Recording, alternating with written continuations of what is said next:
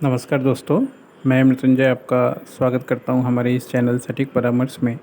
और पिछले वीडियो में हमने बात किया था कि किस तरीके से आप नागालैंड में दीमापुर में जा सकते हैं और दीमापुर में जाने का तरीका बताया था, कब आप निकलिए कब मत निकलिए, ये सारी चीज़ें जानकारी दी थी। क्योंकि वह शहर थोड़ा उस टाइप का है तो उसके लिए उसको जानकारी देना ज़रूरी था। और आज जो हम लोग बात करने वाले हैं कोहिमा के बारे में कि आप कोहिमा कैसे जा सकते हैं और कोहिमा जाने से पहले आपको किन किन बातों का ख्याल रखना चाहिए और कैसे आप जा सकते हैं। तो देखिए, मेन नॉर्थ ईस्ट का कहीं भी गेटवे अगर आप जाते हैं तो वो गुवाहाटी है। और गुवाहाटी से ही कहीं भी जाने का आपको ट्रेन या बस या मान लीजिए आपको फ़्लाइट मिलता है। अगर आप फ़्लाइट से जाते हैं तो आप इंडिगो का फ़्लाइट है या टाटा का है, ये दोनों से आप कोहिमा जा सकते हैं, जिसमें आपको करीब 4-4,500 रुपये के आसपास किराया लगता है गुवाहाटी से कोहिमा जाने में। टाइम ज़्यादा से ज़्यादा आपको 25 से 30 मिनट का इसमें लगता है, मगर एक ही दिन में आप जाके आ सकते हैं। और अगर आप बाई ट्रेन जाते हैं तो आपको बाई ट्रेन डायरेक्ट कोई ट्रेन कोहिमा नहीं जाती है। आपको ट्रेन पकड़ के पहले दीमापुर उतरना पड़ेगा।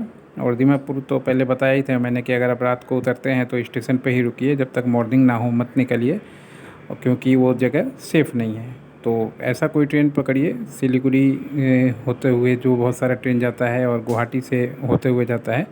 तो गुवाहाटी से ऐसा कोई ट्रेन पकड़िए जो आपको मॉर्निंग में या अर्ली मॉर्निंग में नागालैंड दीमापुर आपको उतारे। और दीमापुर से फिर आप वहाँ जाने के लिए कैब कर सकते हैं। अगर आप कैब में जाते हैं तो स्टेशन के बाहर से ही आपको कैब मिल जाएगा। वहाँ कैब फैसिलिटी है जो आपको कम से कम 1500 से लेके 2000 के बीच में अपना जो है वो चार्ज करेगा वहाँ पहुँचाने के लिए। और आप बार्गेनिंग भी कर सकते हैं। बहुत सारे पहले तो 1500 ही था, 1500 से लेके फिर 1800 हुआ, फिर 2000 हुआ। ऐसे आप अपना रेट वहाँ बार्गेनिंग पहले ही कर लेंगे तो ठीक रहेगा, क्योंकि वहाँ के जो ड्राइवर या ये सब लोग हैं वो थोड़े ठीक नहीं हैं, बाद में आपसे छीना झपटी भी कर सकते हैं अगर मान लीजिए पहले सौदा नहीं बनेगा तो वो एक ऐसा जगह है जो आप कभी भी जाएं तो सावधानी बरतें, ज़्यादा लोगों से उलझे नहीं, पहले ही अपना बात करें और जितना कम बोलना हो बोल के अगर आप अपना काम निकाल लें तो ज़्यादा अच्छा है। और बेस्ट होगा कि अगर कोई आपको इधर से जा रहे हैं आप, तो कोई कोलकाता का या नॉर्थ ईस्ट का, मान लीजिए यूपी, बिहार, झारखंड या राजस्थान के बहुत से लोग हैं, मारवाड़ी, ऐसा कोई आदमी मिल जाए तो उन लोगों की हेल्प लीजिए, या उन लोगों से कोई ड्राइवर उसमें से मिल जाए तो उनका गाड़ी कीजिए तो आपके लिए ज़्यादा अच्छा रहेगा।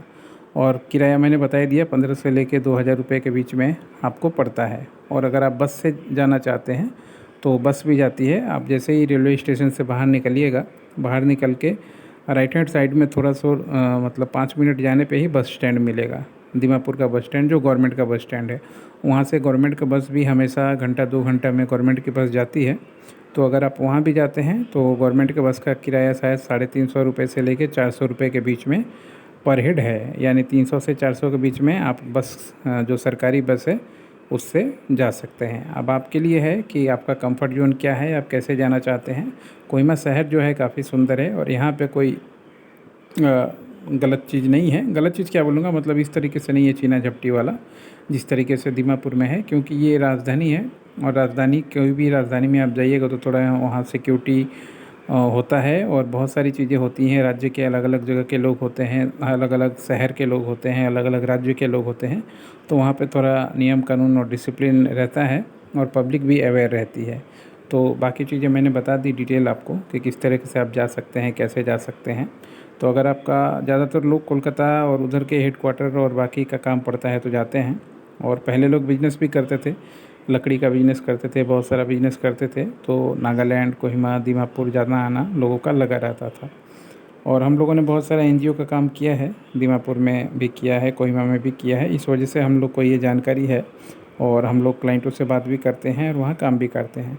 तो अगर आपको नागालैंड में कोई भी चीज़ की ज़रूरत हो, जैसे बिजनेस लाइसेंस करने के लिए, या नागालैंड के हैं कोई बिज़नेस करना चाहते हैं, तो हम लोगों से संपर्क कर सकते हैं। हम लोग बिज़नेस का लाइसेंस और बिज़नेस की पूरी जानकारी पूरे इंडिया में ही देते हैं। तो ये शहर में भी आपको हम लोग जानकारी दे पाएंगे। आशा करता हूँ ये वीडियोज़ आपको अच्छा लगेगा। इस तरीके का जो इन्फॉर्मेटिव वीडियोज़ है हम लोग लाने की कोशिश करेंगे, जिसमें थोड़ा अलग अलग शहरों के बारे में जो हमें जानकारी है वो हम आपको प्रैक्टिकली बताएंगे, ताकि मान लीजिए एक्सपीरियंस आपको भी हो जाए और आप किसी मुसीबत में ना फंसें। और अगर मान लीजिए ऐसे कोई मुसीबत हो जाए तो किस तरीके से आप सेफ़ली वहाँ से निकल पाएँ, इसकी भी जानकारी इसमें होगी और आपको अच्छा लगेगा ये चीज़ जान के।